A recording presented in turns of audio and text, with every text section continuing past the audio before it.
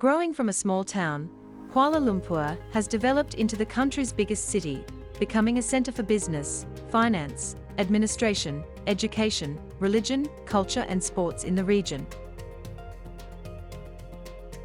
DBKL is a local authority in Malaysia that administers the Federal Territory of Kuala Lumpur. This agency is under the Ministry of Federal Territories. DBKL is responsible for public health and sanitation, waste management and disposal, urban planning, environmental protection and control, economic and social development, and general maintenance of urban infrastructure.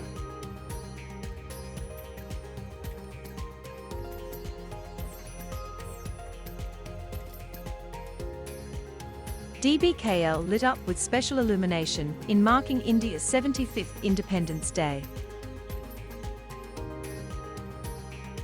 The Merdeka Square, previously known as the Selangor Club Padang, was built by the British in 1884 during their colonization of Malaya. The strategic site and exclusive location resembled the atmosphere and environment of their homeland. The field was a popular venue for social activities and was occasionally used for the game of cricket. At the corner of the square stands a fountain that was built in 1897.